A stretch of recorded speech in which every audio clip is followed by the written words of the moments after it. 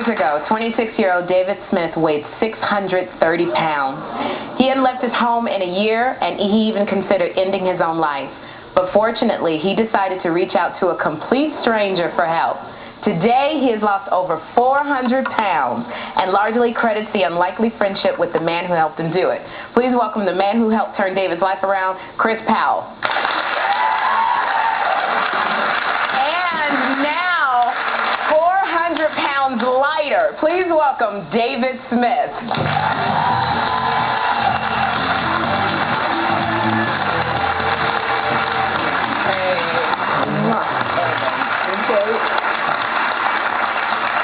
Wow, David. I have to ask you, Kate, 26 years old, 630 pounds. You lived in the house in Arizona. You never left. You wanted to end your life.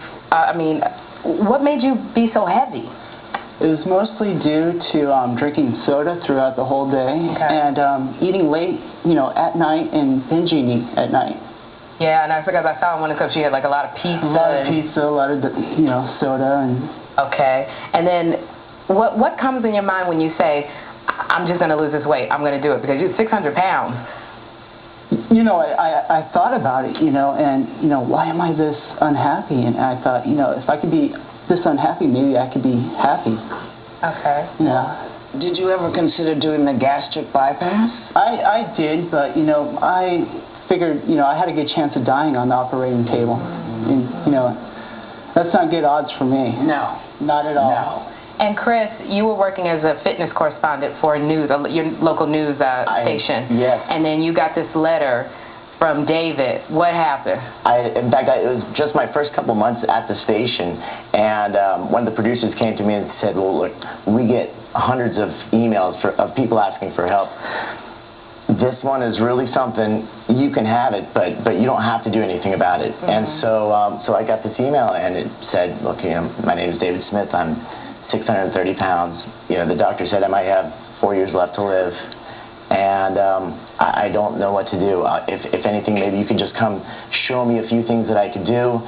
I need help, I don't want to die. So then you went over to David's house. What did you think when you first saw David? Well, it took me probably a week.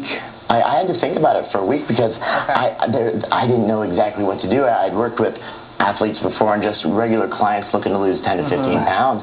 And and my family and even the folks at the station were like, how can you help this person? He's 630 pounds for a reason. He's not going to change.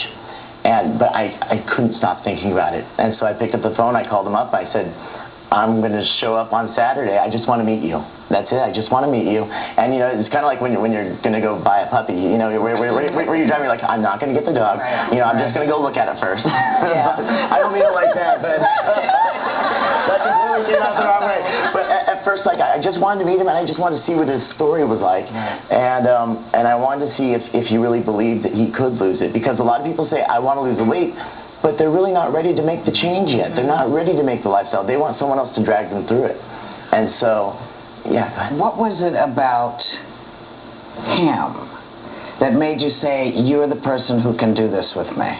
You know what, I thought about contacting so many people, and I just only contacted one news channel, and they got me in contact with them. Ironically, on the same day my mom died.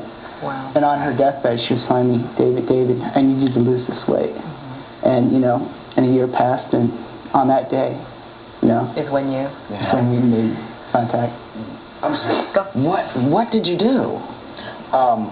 As far as the procedure that we use? Yeah. Well, the first thing, physiologically, there's so many different diets that work, and so you just create a calorie deficit so someone can lose weight, but understanding that it's the whole psychological aspect of it.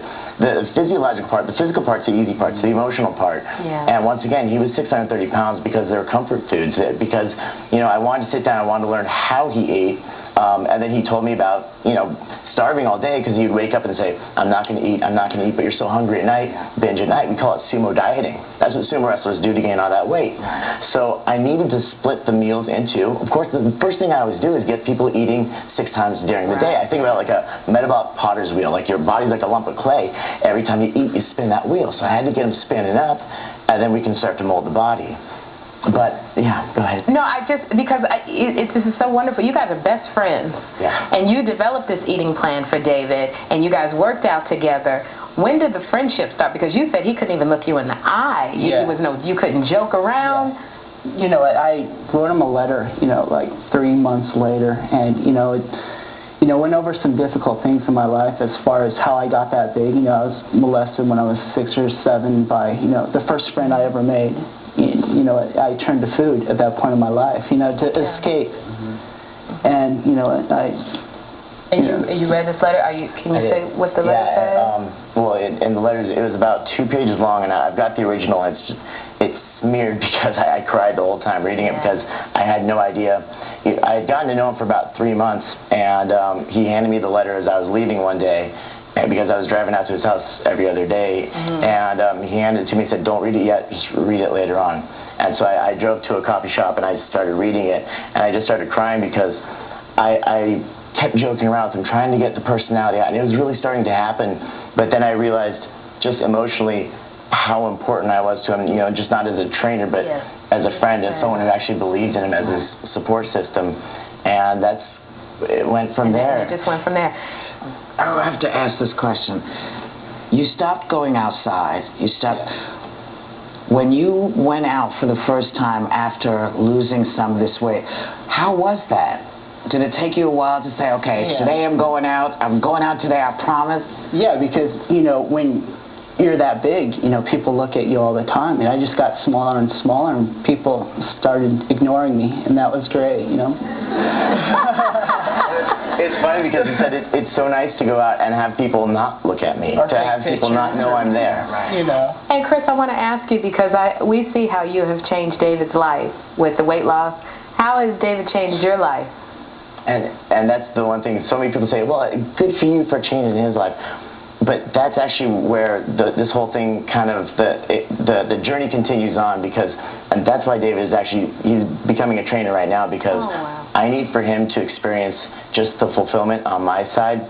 I was a personal trainer. I was just kind of in the daily grind, and to be able to do something like this, hands down, it's the most fulfilling thing I've ever done in my life, and I've devoted my life here on out. I could die a happy man today, but I want him to become a trainer so he can find the next David and he can actually experience what he's done for me, just that sense of fulfillment, because I can't compare it to anything else in the world. It's absolutely unbelievable. So this is so absolutely inspiring, just the friendship you guys have forged and developed, and so congratulations and good luck on you being a trainer and getting that same fulfillment. Thank you so much to David Smith and Chris Powell. We're going to be right back with 2 women who underwent gastric bypass surgery and had very different results.